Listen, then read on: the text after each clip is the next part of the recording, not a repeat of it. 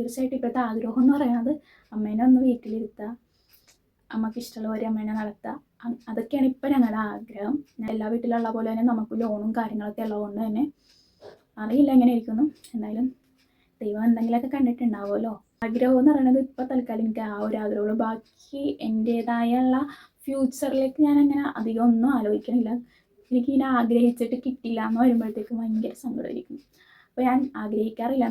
അല്ലാണ്ട് അച്ചീവ് ചെയ്യാൻ സത്യം പറഞ്ഞാൽ ക്വസ്റ്റ്യൻ ചോദിച്ചേക്കുന്നത് എന്താണ് ലൈഫിൽ അച്ചീവ് ചെയ്യണമെന്ന് തോന്നിയിട്ടുള്ള ഒരാഗ്രഹം പറഞ്ഞെങ്കിലും എനിക്കങ്ങനെ പറയാൻ ആഗ്രഹമില്ല.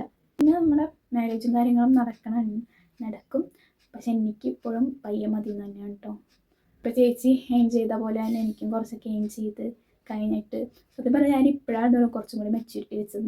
പണ്ടേ ഞാനത് ഈ സംഭവം ഓർത്തിരുന്നെങ്കിൽ ഇപ്പം എനിക്ക് കുറച്ചെങ്കിലും സേവിങ്സൊക്കെ വെക്കാമായിരുന്നു കേട്ടോ. പക്ഷെ അപ്പം ഞാൻ ആലോചിച്ചില്ല. ഇപ്പോഴാണ് അതിൻ്റെ ബോധവും. കുറച്ച് കൊട്ടൊക്കെ നോക്കിയിട്ട് കിട്ടുമ്പോഴാണല്ലോ നമുക്ക് ചെറിയ ബൾബ് കത്തണത്. ജീവിതം എന്ന് പറയണത് ഒരു പാഠപുസ്തകമാണല്ലോ. അപ്പോൾ ഓരോ പാഠമായിട്ട് പഠിച്ചിങ്ങനെ വന്നപ്പോഴാണ് നമുക്ക് ലൈഫ് എന്താണെന്നുള്ളത് മനസ്സിലായി തുടങ്ങിയത്. ഞാനിപ്പോൾ എന്താ പറയണതെന്ന് എനിക്കതിനെ അറിയില്ല. കാരണം എനിക്കിപ്പോൾ ഇങ്ങനെ ഇരുന്ന് സംസാരിക്കാൻ ഭയങ്കര ഇഷ്ടം. അപ്പോൾ എൻ്റെ ഉള്ളിലുള്ള സാധനമൊക്കെ ഇങ്ങനെ പുറത്തോട്ട് വരും കേട്ടോ. അപ്പോൾ നിങ്ങൾക്ക് ഞാൻ ഉദ്ദേശിച്ച കാര്യം എന്താണെന്ന് മനസ്സിലായിട്ടുണ്ടാവുമെന്ന് ഞാൻ വിചാരിക്കുന്നു. അപ്പോൾ ഇതിനുള്ള ആൻസർ ഞാനിപ്പോൾ തന്നിരിക്കുന്നു. പിന്നെ അമ്മ ചുമ്മാ നമ്മുടെ അമ്മമാരെ പോരാളി എന്ന് വിളിച്ച് ജസ്റ്റ് കോമഡിക്കാണ്. പക്ഷെ എൻ്റെ അമ്മ സത്യം പറഞ്ഞ ഒരു പോരാളി തന്നെയാണ് കേട്ടോ.